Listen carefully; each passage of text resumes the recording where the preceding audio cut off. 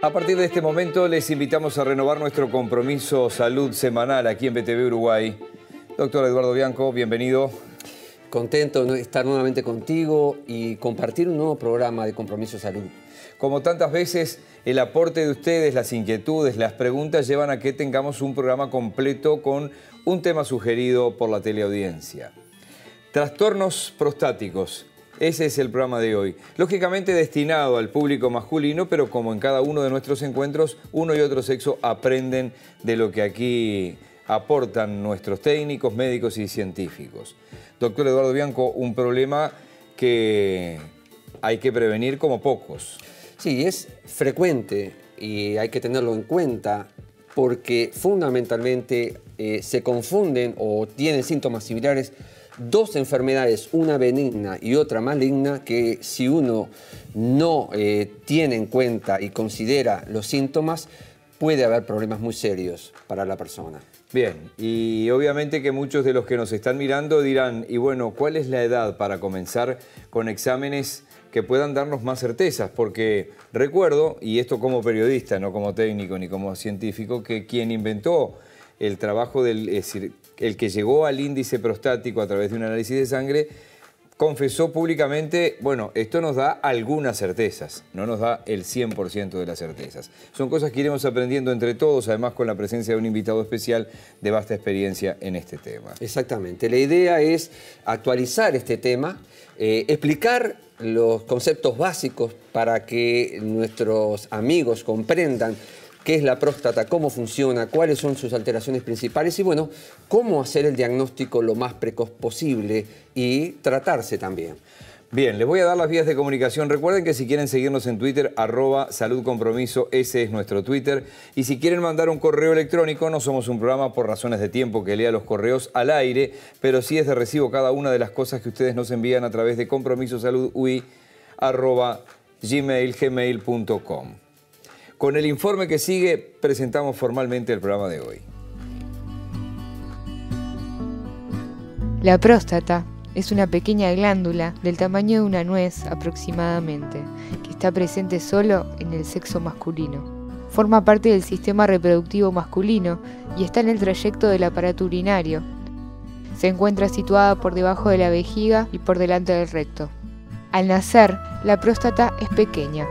A medida que los niveles de testosterona, la hormona sexual masculina, aumentan durante la pubertad, la próstata crece de manera rápida, duplicando su tamaño a los 20 años de edad. El crecimiento se enlentece durante las próximas 2 décadas. A los 40 años de edad, el hombre experimenta un segundo periodo de crecimiento. A los 60 años, la mitad de los hombres tiene un aumento significativo de su próstata, y a los 85, el 90%. Cuando el volumen de la próstata alcanza un determinado tamaño, configurando lo que se denomina hipertrofia prostática benigna, comienza a dar síntomas que afectan la calidad de vida de los hombres. Aparecen diferentes problemáticas, dificultad para orinar, necesidad de levantarse de noche para orinar e incluso puede llegar a incontinencia. Esta enfermedad no solo se hará cada vez más sintomática, sino que también puede comprometer la función de los riñones. Otro de los problemas vinculados a la próstata es la aparición del cáncer de próstata, cuyos síntomas pueden ser muy similares a los de la hipertrofia prostática benigna. La consulta precoz, la evaluación adecuada y el seguimiento por parte del urólogo son fundamentales para evitar complicaciones mayores. Hoy, en Compromiso Salud, trastornos prostáticos.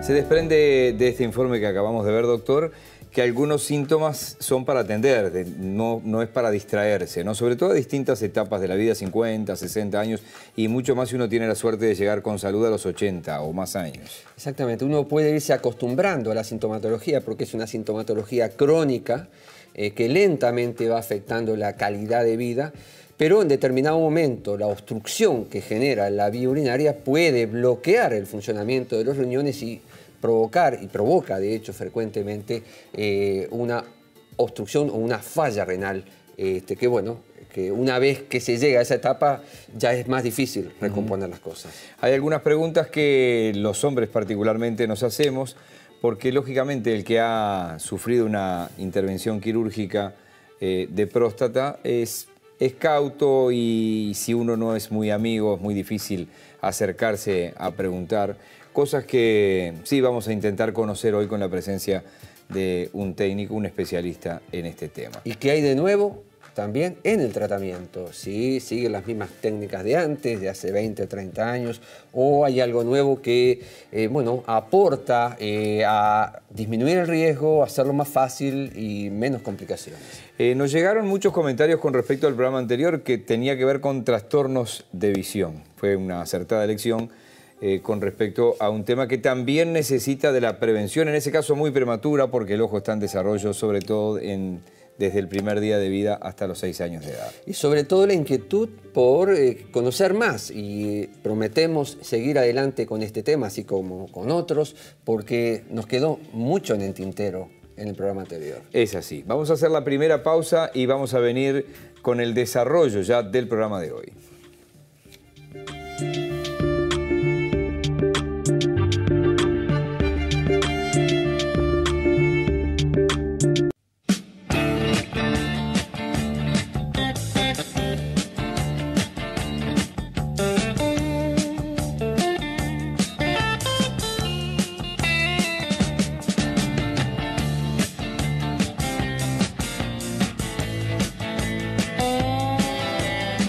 Afiliate a Grenca. Gremca es la salud a tu alcance. 0800 81 89, la línea gratuita de Grenca. Trastornos prostáticos es el tema central del programa de hoy, que comienza a desarrollar el doctor Eduardo Bianco. Muy bien. Los problemas más frecuentes de próstata son fundamentalmente 3. La prostatitis o inflamación prostática, la hiperplasia prostática benigna, que es el aumento de la glándula prostática, el aumento de tamaño de la glándula prostática, y el cáncer prostático. Esos son los 3 temas que abordaremos en el día de hoy. La próstata es una glándula que está ubicada inmediatamente debajo de la vejiga, por delante del recto, en el trayecto de la uretra. O sea, la próstata está envolviendo la parte superior de la uretra.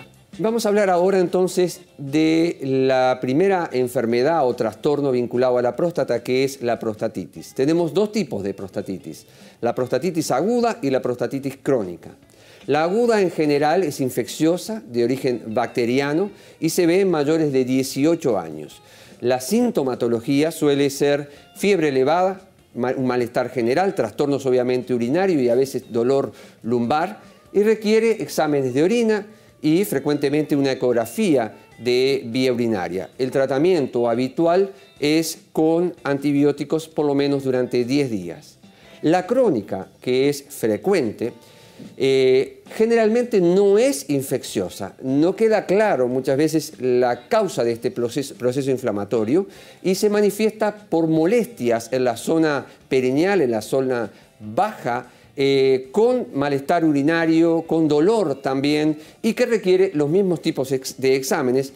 El tratamiento es más complejo y frecuentemente requiere episodios de tratamiento con antibióticos reiterados a lo largo del tiempo. Vamos a mostrar ahora un primer tape sobre la función de la próstata y qué pasa cuando se altera el funcionamiento de la misma, para que ustedes puedan entender mejor las patologías, las enfermedades que estamos abordando en el día de hoy.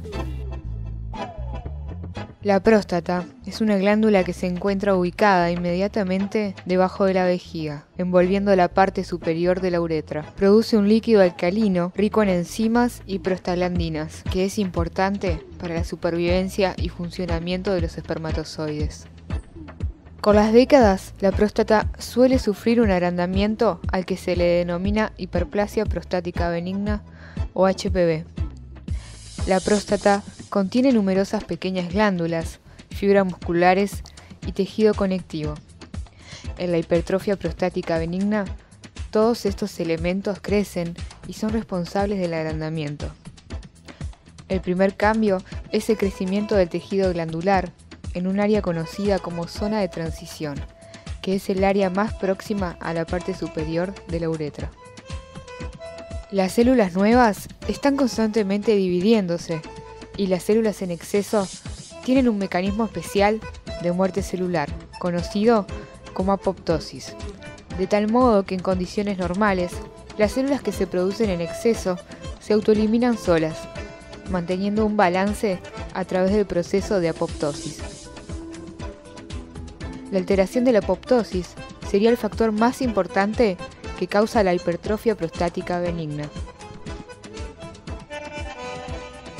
La hipertrofia prostática benigna suele causar síntomas urinarios como dificultad para orinar, aumento de la frecuencia de micciones, micción imperiosa, reducción del chorro de orina y goteo después de la micción.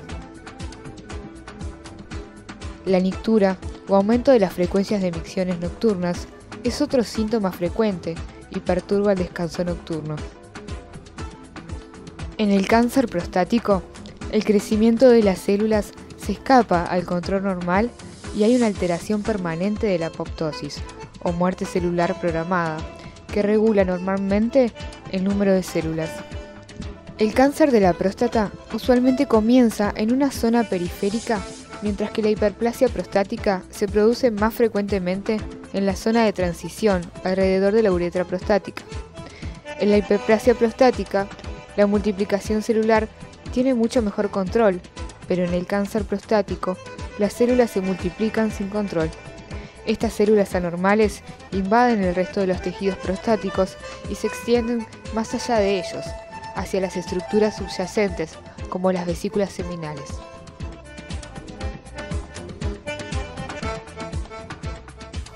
Pasamos al segundo tema vinculado a los problemas de próstata, que es lo que se llama la hiperplasia prostática benigna, que es el agrandamiento benigno de la próstata, que aquí está claramente identificado debajo de la vejiga.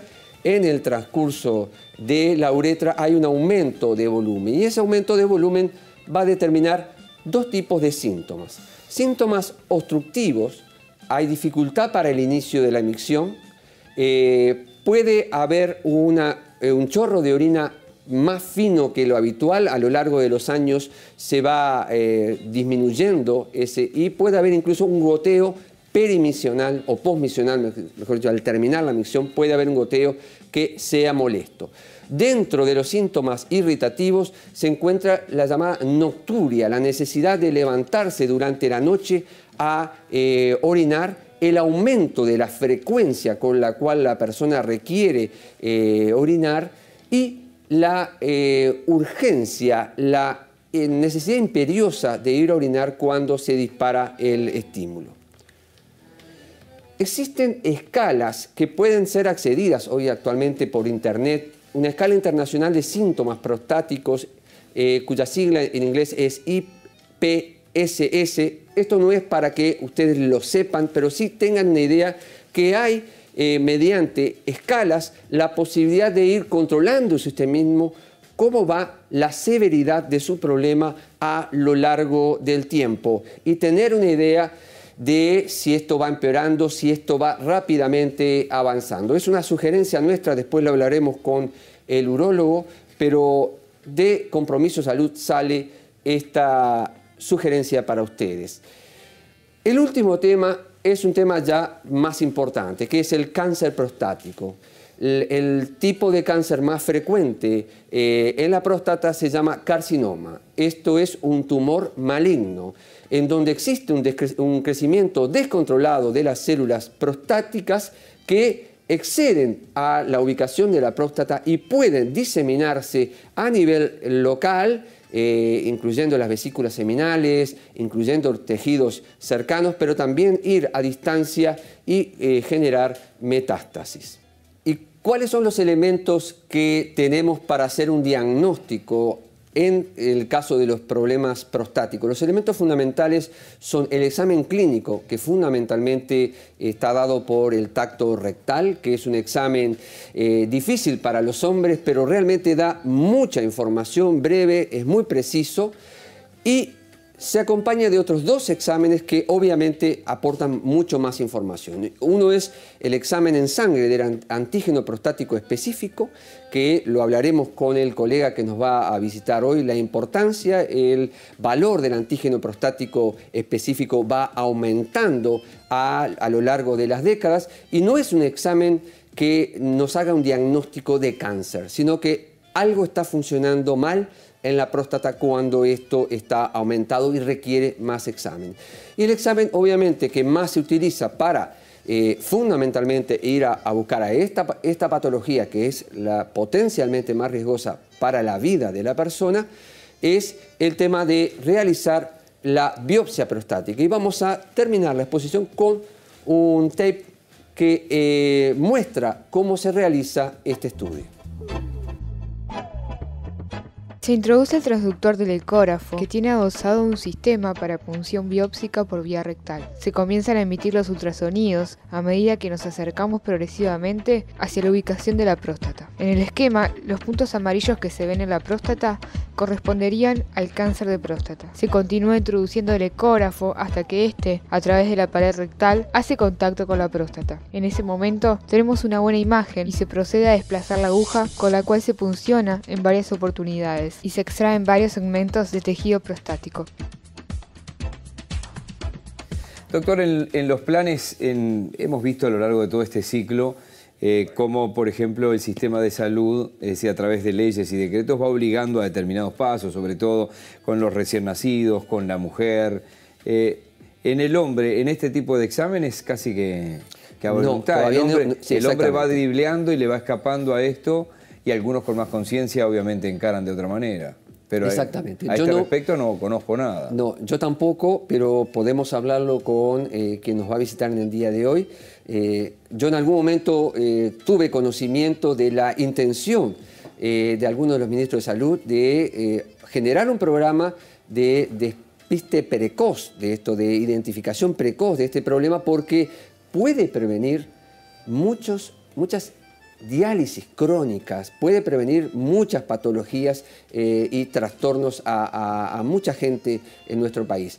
No sé en qué está el tema, pero creo que vale la pena consultarlo con quien nos visita en el día de hoy. Quien nos va a visitar hoy nos va a dar también además la referencia de en qué lugar estamos parados como país, comparados con nosotros mismos y con el resto en este tipo de patologías. Así que hacemos una pausa y en la tercera y cuarta parte del programa de hoy, nuestro invitado central.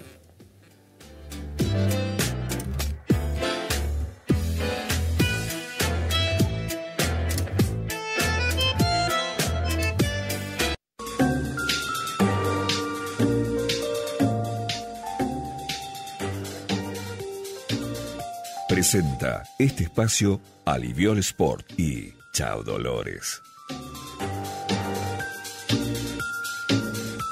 Aliviol Sport tiene una solución para cada dolor. Y les recuerdo que ustedes pueden conocer más en facebook.com/Aliviol Sport. Participar allí de promociones, de sorteos. Nosotros recomendamos para antes y después de hacer deporte Aliviol Sport. Hay que pedirlo en la farmacia, Aliviol Sport y Chao Dolores. Los próximos minutos de este bloque y en la cuarta y última parte del programa de hoy nos va a acompañar el médico, urólogo y profesor adjunto de la Cátedra de Urología, doctor Roberto de los Santos. Doctor, gracias por estar esta tarde con nosotros. Doctor Eduardo Bianco. Bueno, contento de que nos esté acompañando un colega de la jerarquía del profesor de los Santos. Y bueno, doctor de los Santos, trastornos de la próstata, algo muy frecuente, algo que está en el meollo de su especialidad, pero fundamentalmente queremos enfocarlo a prostatitis, adenoma de próstata y cáncer de próstata. Le pido, si a usted le parece bien, comenzar a hablar sobre prostatitis. ¿Es frecuente? ¿Cuáles son sus causas? Nosotros describimos aguda y crónica. ¿Nos puede ahondar un poco más en el tema para que nuestro público se entere de este tema? Bueno, sí, la prostatitis es bastante frecuente a pesar de que no hay estadísticas claras sobre la prostatitis, pero fundamentalmente, como usted dijo, se dividen en dos, para el público general o los televidentes se dividen en dos, prostatitis agudas y crónicas. Las agudas fundamentalmente también se pueden dividir en dos sectores. una de los pacientes jóvenes, o sea, por debajo de repente de los 45 o 50 años, y otra por encima de los 45 o 50 años. Por debajo de esa edad, fundamentalmente la prostatitis aguda se da fundamentalmente con los pacientes que son sexualmente activos. Esos son los pacientes que tienen infecciones a consecuencia fundamentalmente de las relaciones sexuales.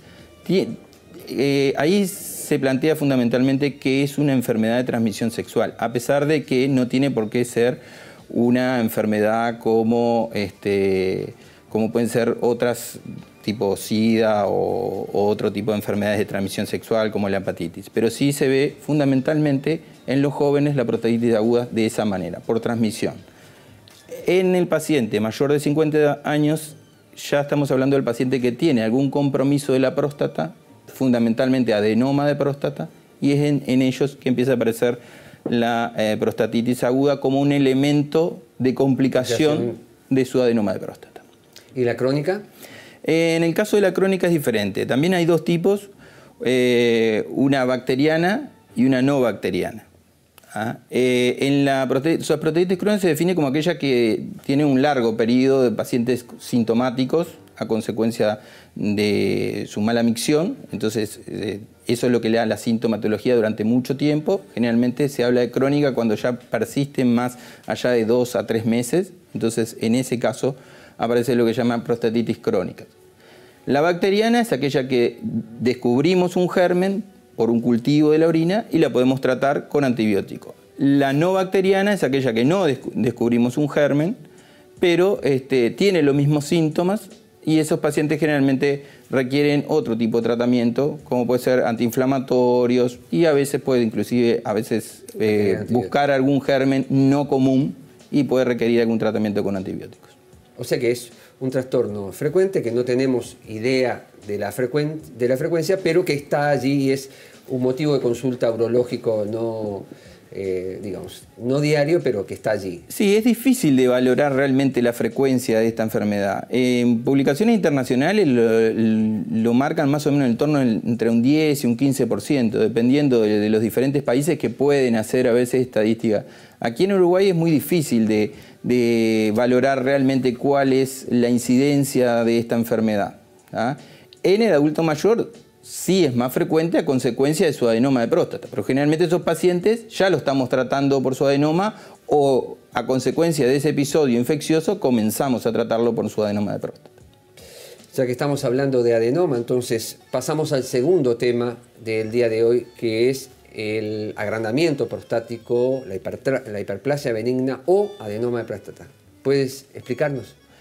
Bueno, el agrandamiento de la próstata fundamentalmente lo que produce es una obstrucción en la salida de orina. La uretra que atraviesa literalmente a la próstata, al crecer, al agrandarse, provoca la obstrucción del flujo de salida de la vejiga a la uretra del exterior de la orina. Eso lo que puede provocar es alteraciones obstructivas que generalmente van repercutiendo sobre la vejiga y a su vez sobre los uréteres y sobre el riñón. Y aquí en Uruguay es importante este tema porque la obstrucción baja, en este caso de la próstata, y la litiasis fundamentalmente, que también es otro tema que provoca obstrucción, en Uruguay es una causa muy importante, o por lo menos la parte nefrológica, los nefrólogos consideran que es una parte muy importante de insuficiencia renal aquí en el Uruguay. Por lo tanto, el adenoma de próstata es un tema que los pacientes deben de concurrir y deben de ser valorados por su uropatía obstructiva, sobre todo, fundamentalmente después de los 45 o 50 años, que ya muchos pacientes se comienzan a tener algo de síntomas. ¿Y esto el tratamiento puede terminar en cirugía, por ejemplo? Sí, generalmente hoy por hoy en Uruguay hay bastante tratamiento médico, hay muchas medicaciones que mejoran el flujo de salida de la orina. ¿Puedes explicarnos un poco para ir abordando los dos tipos de tratamiento médico, tratamiento quirúrgico? ¿Qué se utiliza? Ahí está. Lo que tenemos hoy por hoy es tratamiento médico y tratamiento quirúrgico. Dentro del tratamiento médico tenemos algunas medicaciones que mejoran el flujo de orina, otras medicaciones que tienden a disminuir el tamaño de la próstata. Fundamentalmente esos dos son los dos medicamentos que manejamos. Y a nivel de tratamiento quirúrgico sí, hay más variantes, porque tenemos la cirugía abierta, también hay algo de láser de próstata acá en Uruguay, también se puede hacer por vía laparoscópica, aunque acá en Uruguay hay poca experiencia, pero sí hay algunos colegas que sí lo hacen por vía laparoscópica. O sea, cirugía prostática por vía laparoscópica. Por vía laparoscópica. Y en esos casos, ¿qué se hace? ¿Se ayuda a la desobstrucción? ¿Está hablando alguien que no es un médico ni es un científico o se estirpa directamente la próstata? No, no se estirpa toda la próstata. Y eso es otro hecho importante que los pacientes tienen que tener en cuenta. Cuando se opera de un adenoma de próstata, se saca parte de la próstata. Se saca la parte que está obstruyendo solamente. Se deja el resto de la próstata. Y ese resto de la próstata es la parte de la próstata que hay que controlar porque es la parte que puede desarrollar cáncer de próstata en el futuro. O sea, nosotros cuando tratamos a los pacientes por adenoma de próstata, solamente se saca la parte que obstruye la salida. Bien.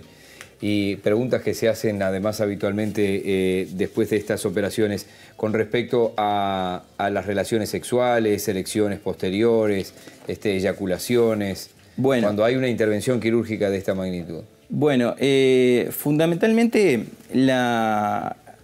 el tratamiento quirúrgico médico no afecta directamente a la parte sexual. Algo de medicación puede tener algún trastorno como eyaculación retrógrada o aneyaculación, que no eyaculen. Un tratamiento médico. El tratamiento médico. De los fármacos que usted mencionó. Vamos a empezar por el tratamiento médico. El tratamiento médico, los fármacos, fundamentalmente los trastornos sexuales que dan son aneyaculación o eyaculación retrógrada. Y el otro que pueden haber una disminución de la libido, sobre todo con los que tienden a disminuir el tamaño de la próstata, pero que generalmente se dice que mejora con el uso del medicamento a los 6 meses más o menos, esa disminución de la libido mejora y los pacientes ya no se quejan. Por eso generalmente insistimos un poquito que a ver si lo pueden mantener, lo mantengan. Con respecto al tratamiento quirúrgico, uno que me olvidé que es el más importante, porque a nivel internacional el más importante es la resección transuretral de la próstata. Claro. Que es uno que se hace a través de la uretra, con instrumentos especiales, a través de la uretra se disminuye, se va achicando la próstata, por decirlo para que me entiendan, achicando la próstata desde el sector interior. De esa manera generamos un conducto, se amplía el conducto de la uretra por donde pasa la orina. Entonces, volviendo al tema de lo sexual, tanto la resección de la transuretral como la adenoma, como la cirugía abierta o la cirugía, todo eso pueden provocar trastornos fundamentalmente en lo que se trata de eyaculación. No tienen por qué provocar trastornos en la erección. Ninguno de esos tratamientos. Y en el caso de la eyaculación, ¿el trastorno cuál puede ser? ¿Que no hay eyaculación exterior? Que no hay eyaculación exterior. Pero generalmente como estamos tratando, acá el problema se suscita cuando son pacientes relativamente jóvenes que por su sintomatología tenemos que operarlos. Mientras no son los pacientes más adultos, la eyaculación solamente sirve en la parte de fertilidad. Digamos, fuera de la parte de fertilidad, a pesar de que es un elemento importante dentro de toda la sexualidad del paciente, digamos, podemos sacrificar eso en bien de que el paciente orine mejor. Porque la sintomatología, que es una cosa va la vida en lo otro. Claro, la sintomatología a veces es muy molesta, porque los pacientes de repente se levantan 5, 6, 7, 10 veces en la noche y no duermen por la sintomatología. O sea, que sacrificamos una cosa con tal de mejorar otra. O sea, que acá tenemos un problema y creo que es importante que genera síntomas progresivos, pero en algunas circunstancias puede llegar a producir una falla del funcionamiento renal por obstrucción de la vía urinaria. Algo que se podría evitar, es decir, no se puede terminar en una hemodiálisis porque uno tiene un adenoma de próstata. Eso es un pecado que cometemos todos, unos por no consultar y otros por no diagnosticar que una persona tenga que llegar a un problema de esa entidad. Entonces, ese es un punto a insistir. Perfecto. Entonces, en esta primera entrada nos faltaría el último aspecto para entrar en tema, el tema del cáncer de próstata. Bueno, el cáncer de próstata también es una patología muy frecuente y dentro de los cánceres es el que tiene mayor incidencia acá en Uruguay. Es el primer cáncer en el Uruguay en el hombre. No así, quiero aclarar, porque por más que sea el primer cáncer, no es el cáncer que tiene la mortalidad más elevada. La mortalidad cae cae en forma muy importante aquí en Uruguay y en todas partes del mundo. Es un cáncer que se diagnostica mucho, pero que no tiene una mortalidad importante. Eso es un hecho importante. Porque tenemos diagnóstico precoz, o porque tenemos tratamientos efectivos, o porque el cáncer en sí no es tan agresivo como otros. Es porque el cáncer en sí no es tan agresivo. Porque está demostrado que mucha gente que muere en otras partes del mundo, donde se hacen, por ejemplo, autopsia de todos los pacientes que fallecen, se ha encontrado que muchos de esos pacientes tienen cánceres de próstata que nunca fueron diagnosticados. Entonces, a medida que la edad en los hombres va aumentando, la probabilidad de tener un cáncer existe. Entonces, pero ese cáncer no tiene por qué llevarlo a la muerte. Eso es un elemento importante porque hoy por hoy también se está manejando mucho digamos, lo que se llama la conducta activa, tener un seguimiento activo sobre los pacientes con cáncer de próstata. Que eso no significa que no le hagamos nada, sino que lo seguimos en forma activa para ver cómo va evolucionando ese cáncer, sin realizarle un tratamiento radical sobre eso. Otra cosa que quería decir sobre el cáncer de próstata es que el cáncer de próstata no tiene síntomas específicos. Por lo tanto, los pacientes pueden venir a la consulta y diagnosticarse un cáncer y nunca haber tenido ni un síntoma urinario. Eso es importante, por eso en el cáncer de próstata es muy importante la consulta, el tacto rectal. La consulta preventiva. La consulta preventiva. Periódica. La consulta preventiva, el tacto rectal, seguramente lo vamos a preguntar, pero el PSA, que es lo que hoy por hoy tenemos a nivel de nuestro sistema. Solo vamos a hablar la parte diagnóstica, no por cortarlo, doctor, pero para darle más tiempo en el último bloque, ir directamente a cómo hacemos diagnóstico y si nos quedó algo de tratamiento o alguna interrogante más, la vamos a abordar. ¿Sí te parece, Miguel? Bien, sí, que el estudio se sacudió cuando el doctor dijo puede no haber ningún síntoma y se puede estar en un problema. Hacemos una pausa y seguimos con el doctor de los Santos analizando y profundizando en este tema de trastornos prostáticos. Ya volvemos.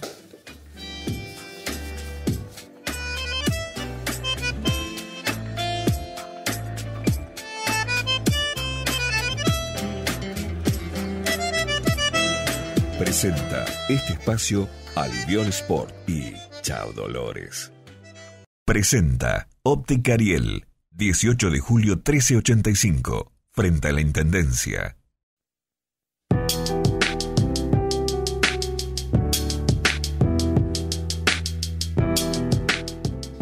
Últimos minutos del programa de hoy. Nos está acompañando el doctor Roberto de los Santos, es urólogo, es profesor adjunto de la Cátedra de Urología de la Facultad de Medicina. Y hoy hablábamos, doctor, en la primera parte del programa, cuando usted todavía no estaba acá con nosotros, cómo el Uruguay ha avanzado en decretos y en leyes que obligan a la mujer, al Papa Nicolau, a la mamografía y se da además la correspondiente... se le permite, por ejemplo, faltar a los trabajos sin que esto sea un problema y obligar a la empleadora que permita este tipo de cuestiones. Pero no pasa lo mismo con estas cosas que afectan directamente a los hombres. Y el doctor ha tenido la gentileza de traer una serie de campañas publicitarias que hacen hospitales del mundo entero. Esta tiene que ver con un hospital del llamado País Vasco en Euskadi y tiene mucho de humor, pero tiene mucho de realismo. Así pensaron los creativos que era posible hacer un llamado de atención a todos los hombres, a todos nosotros, para que hagamos los estudios correspondientes. Lo vemos.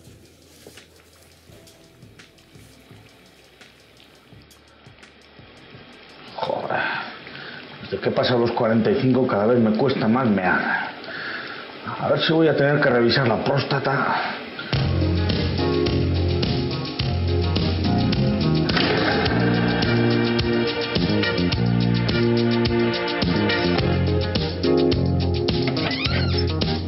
Cuando vas al baño y no puedes mear, tienes una edad, no eres un chaval, prepárate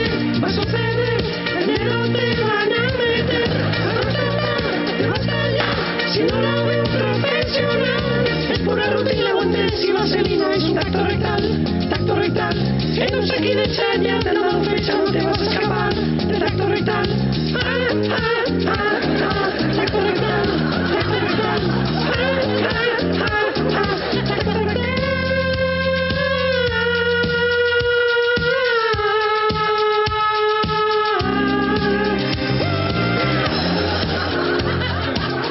Osakidecha recomienda las revisiones urológicas, porque hacerse mayor da mucho por el c***. Se podrán imaginar que lo hablábamos con la producción, lo emitimos, no lo emitimos, y consideramos que sí, porque esta dosis de humor ante una realidad que no tiene nada de gracioso, valía la pena, me parece, incluirlo en este desenfado de estos españoles, imitando obviamente aquella canción de los Bee Gees del año 78. Sí, la idea es el mensaje comunicativo muy creativo ante una situación que no es muy, digamos, que para el hombre significa algo complejo, ¿no, doctor? Sí, lo que pasa es que acá los latinos, sobre todo, como somos un poco pudorosos de ir al urólogo. Pero yo creo que el tacto rectal es fundamental, es fundamental, y nosotros tenemos que perder un poco la vergüenza de ir al urólogo y consultar y que nos hagan los exámenes correspondientes, porque el examen urológico termina con el tacto rectal.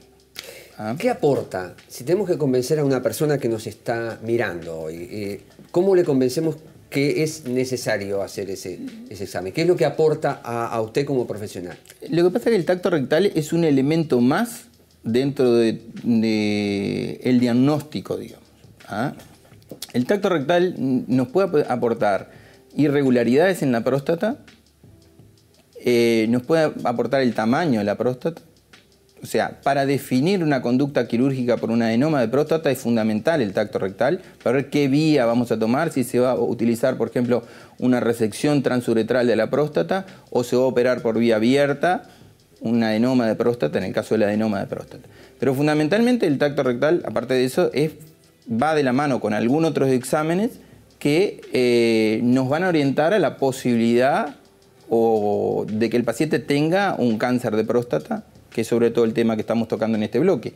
El tacto rectal junto con el PSA son los elementos diagnósticos que tenemos hoy a nivel de todas las mutualistas, al alcance de la mano de cualquier paciente que consulta en cualquier hospital o mutualista.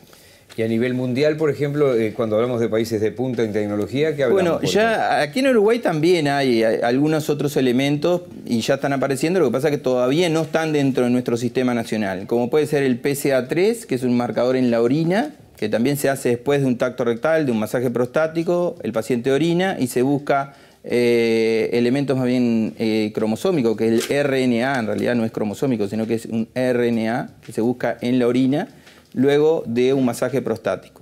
¿Ah?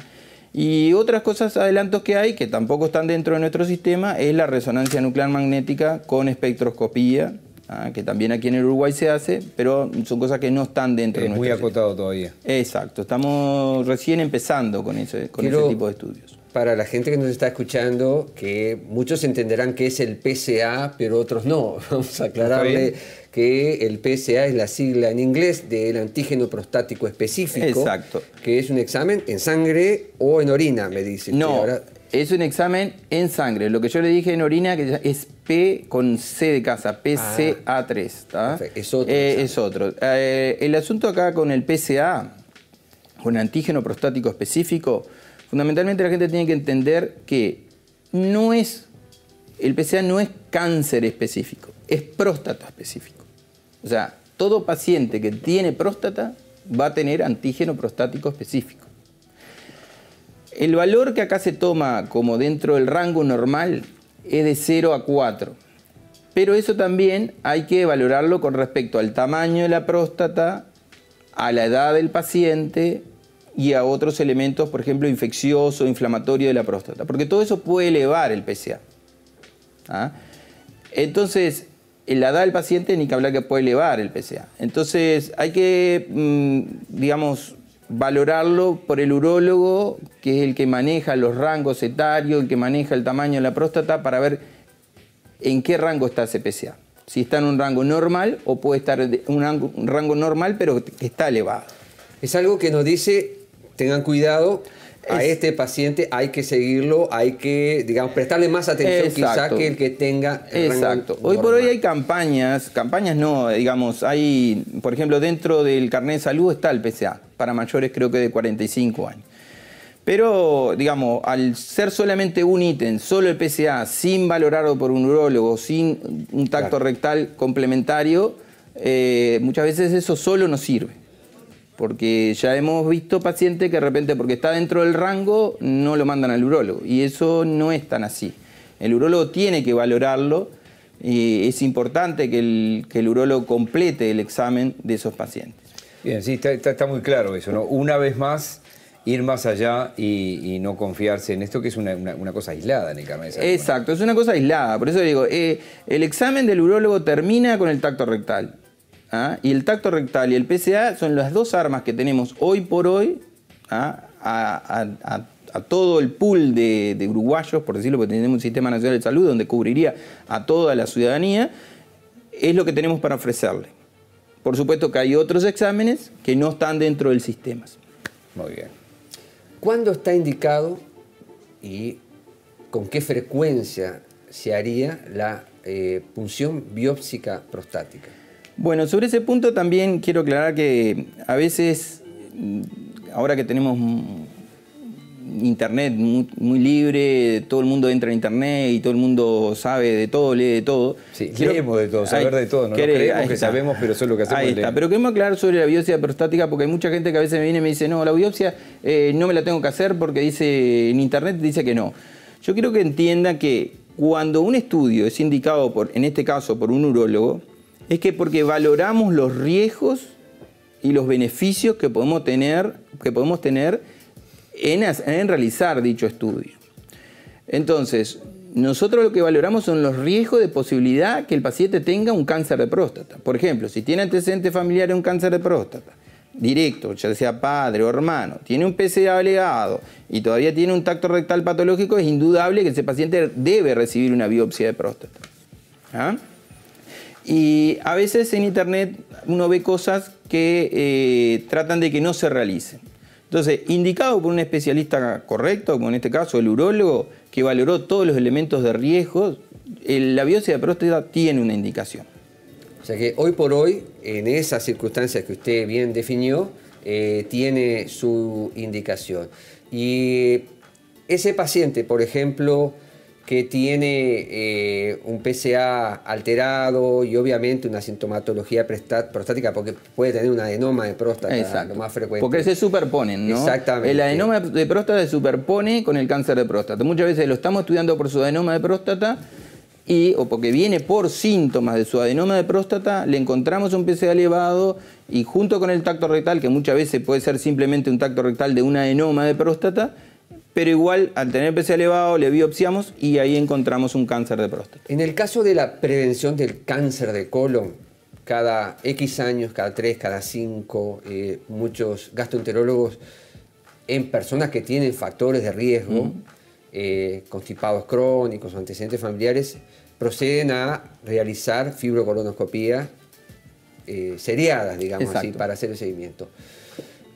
En el caso de la punción biópsica prostática ya es mucho más orientado a cada paciente individual, la decisión. No es que haya que hacer cada... No. Lo que pasa es que ahí, digamos, lo que se correlacionaría con la fibrocolono, en este caso, sería el tacto rectal y el PSA. O sea, el paciente todos los años debería hacerse un tacto rectal y un PSA, o después que tenga 2 o 3 años en seguimiento, capaz que siempre dan en valores de bajo riesgo de cáncer, podríamos tirar un poquito más de repente, bueno, control cada 2 años, cada 3 años, eso depende un poco de cada urólogo, pero el paciente tiene que consultar seriadamente, potencialmente cada una vez por año. Si en esas consultas, cambia la situación o aparece algún elemento de riesgo, como puede ser un tacto patológico o un PSA elevado, ahí puede surgir la indicación de biopsia. Lo que pasa es que a veces hay pacientes que se rebiopsian, porque los pacientes se hizo una biopsia y dio negativo, porque la biopsia a veces también puede dar negativa, pero siguen teniendo factores de riesgo para un cáncer de próstata. Entonces los volvemos a biopsiar. ¿Ah? Y eso es lo que a veces ocurre. Y para no terminar el programa sintiéndonos tan mal todos los hombres que estamos en este estudio, los médicos, por ejemplo, sean de la especialidad que sea o simplemente medicina general, internistas, cumplen con esta, después de los 45, 50 años, con esta periodicidad del año, de los 2 años. Bueno, sí, algunos cumplen, sí. Como siempre, los médicos a veces tenemos nuestros rebusques y tratamos de no hacer determinada cosa, pero sí, consultamos. Digo, simplemente una broma porque era mal de mucho consuelo de tontos, es obvio que hay que hacerlo. Sí. Era simplemente para no sentirme tan mal. No, es así, digo, haz lo que yo digo, pero no lo que yo hago. Pero bueno, espero que al público que nos sigue semana a semana le haya quedado claro que este es un problema al cual hay que darle jerarquía, sí, que señor, requiere un control periódico, que tenemos las armas y muchísimas gracias, doctor de los Santos, por habernos acompañado en el día de hoy. Bueno, muchas gracias. Bien, que es probable que volvamos a encontrarnos en algún momento porque la especialidad de la urología seguramente que sí, tiene además otras cuestiones porque tenemos que de riñones en algún momento hemos hablado, pero se puede profundizar en el tema. Muchísimas gracias. Bueno, gracias, doctor Eduardo Bianco. Gracias a ustedes. Si yo pudiera mostrar, doctor, quién está detrás de esa cámara y cómo ha estado durante este programa, ¿no? Sí. ¿Cómo ha estado? Les quiero recordar que nuestro Twitter es @saludcompromiso y nuestro correo electrónico para comentarios, para sugerencias es compromisosalud@gmail.com. Volvemos la semana que viene, doctor. Volvemos. Que pasen ustedes bien. Hasta la próxima. Hasta la próxima.